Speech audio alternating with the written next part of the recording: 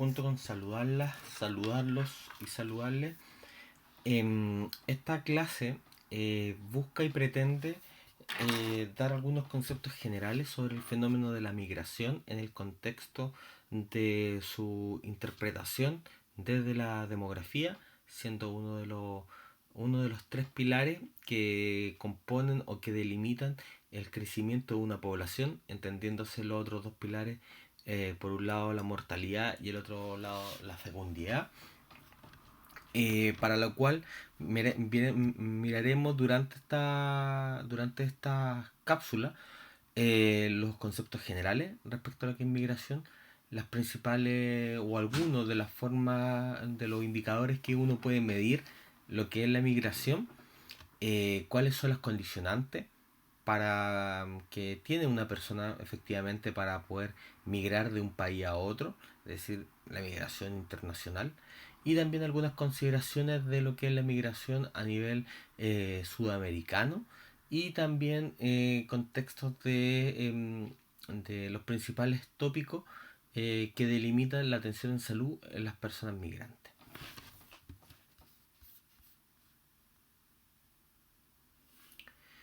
¿Cómo se define una migración? Yo creo que en síntesis es uno interpreta que la migración termina siendo una movilización de una persona de un punto a otro punto. Es una forma muy simple. Pero para que efectivamente se considere migración, tiene que, en la concepción que tenemos del fenómeno, se tiene que haber una modificación de la residencia habitual. Es decir, que la persona haya cambiado su residencia desde una perspectiva definitiva para poder considerarlo como una persona que migra. En ese sentido, pueden existir dos tipos de inmigración: una migración dentro de un país y fuera de un país, ¿ya? La migración internacional y la migración interna. ¿Cómo uno en lo operativo puede definir ese cambio de residencia habitual?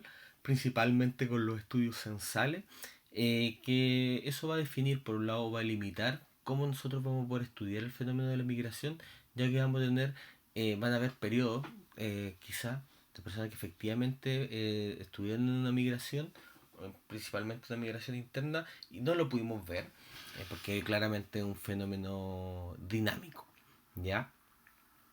Hay un concepto que también hay que tomar, y eso está vinculado a lo que es la población flotante. La población flotante no es considerado una migración, y a continuación le mencionaré por qué. En general, no son migrantes todo tipo de población que se considera como población flotante, y la población flotante, la gran diferencia que tiene es que termina no haciendo un cambio de su residencia habitual, se supone que son residencias transitorias, y por tanto cumple con alguno de estos cuatro condiciones que hace que se excluya desde el concepto de migración. Pueden ser movimientos cíclicos, por ejemplo, una persona que estudia o trabaja en un lugar determinado, pueden ser vacaciones, o la mudanza dentro de los mismos límites geográficos que estamos estudiando. Es decir, eh, eh, puede ser, ya sea, si estamos mirando de forma regional, una persona que se mueve dentro de una comuna o entre comunas, y no necesariamente se considere inmigración.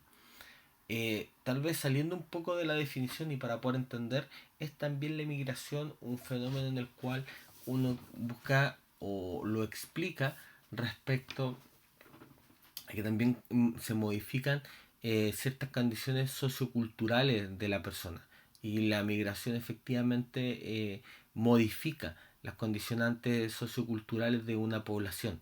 Por tanto, el hecho de que, no sé, yo viviendo en la misma comuna me cambie de residencia habitual, si bien cumpliré con eso, claramente no hay ningún impacto en las condiciones socioculturales de mi población. Para poder entender un poco por qué desde lo conceptual este grupo no se considera como migrante. Hay algunos indicadores. La idea no necesariamente que usted se aprendan cómo calcularlo, sino lo importante es poder interpretar y poder saber qué significa cada uno de estos. Entre ellos está el hecho de considerar la inmigración bruta y la inmigración neta. La bruta es poder sumar los dos flujos, los flujos de salida y los flujos de entrada hacia una población, es decir, suma toda la totalidad de inmigrantes y de inmigrantes, y la migración neta es la diferencia entre uno y otro. Por tanto, si tengo una migración neta que me da un valor positivo, quiere decir que prevaleció la cantidad de personas inmigrantes respecto a las emigrantes. Por tanto, tengo un aumento en el tamaño de mi población si es que la mortalidad y la fecundidad claramente no se modifican. Y por el otro lado, si es que efectivamente tengo una migración neta que es negativa, la población o los flujos de población que tengo prevalecieron principalmente la emigración. Un problema de este tipo de indicador, y un poco por eso presentamos este otro indicador que es importante poder conocer, el índice de eficacia migratoria, que termina siendo el cociente entre la migración neta y el total de migrantes. Termina siendo un tipo de indicador de resumen que me ayuda a poder comparar esos flujos migratorios entre distintas territorios que no tienen la misma tamaño, la misma densidad poblacional, la misma cantidad de personas que entran y salen de esta unidad administrativa, y de esa forma poder interpretar qué tan grande o no fue esos flujos o esa eficacia migratoria en ese lugar. Desde la interpretación, en este caso, si es que ese cociente fuera cero, quiere decir que la población no hay eficacia migratoria. Es decir, que sumando y restando fue exactamente la misma cantidad que entró y salió de la, de la, de la zona que estamos estudiando. Si a su vez el índice migratorio es un índice de eficacia migratoria positivo, quiere decir que hubo un porcentaje neto por cada 100 migrantes totales de características positivas. Y si es que esto claramente fuera negativo, quiere decir que en lo neto, por cada 100 migrantes totales, un número X de migrantes netos se pierden año a año o de la unidad temporal que estemos estudiando.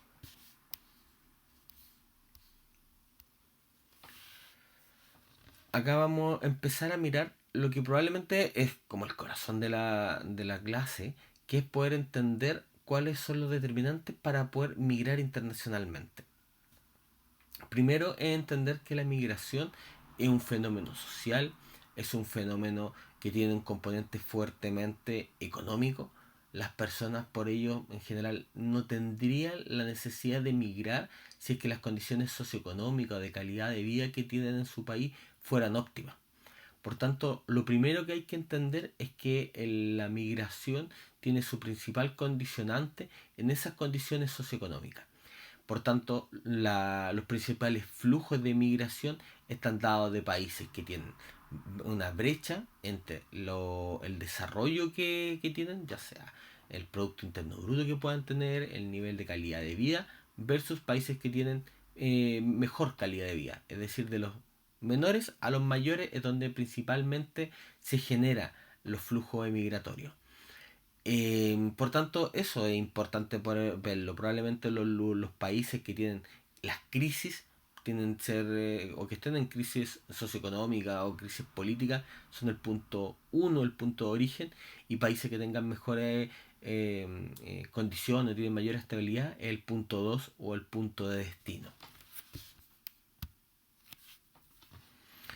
Tal como lo mencioné anteriormente, las crisis puntuales que puedan existir también van a ser una condicionante, y eso pueden darse efectivamente por que pueden ser graficados los países de origen por una alta tasa de desempleo, por porcentajes de o altos niveles de inflación o disminución brusca de la calidad de vida, como por ejemplo lo que pasó con la crisis político-humanitaria de Venezuela, que lo ha hecho que efectivamente, ya sea por estas condiciones, gran parte de los ciudadanos venezolanos tomaron la decisión efectivamente de irse del país.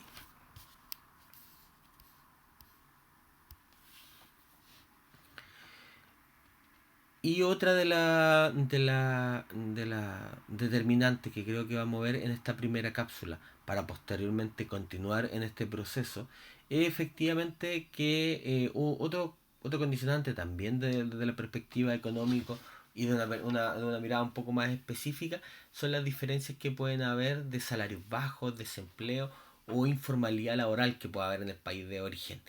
Eso va a generar una emigración y que efectivamente ayuda a que haya un equilibrio del mercado. ¿En qué sentido?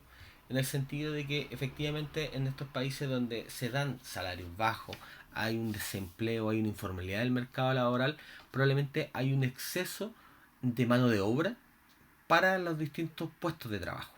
Por tanto, el hecho de que las personas se vayan disminuye ese exceso de oferta y por tanto va a hacer que al haber menos gente que pueda hacer el mismo trabajo, va a haber una mayor necesidad por esa mano de obra y por tanto claramente van a mejorar los salarios para que quienes quieren emprender cierta función y contratar personas puedan quedarse con los servicios de ellos.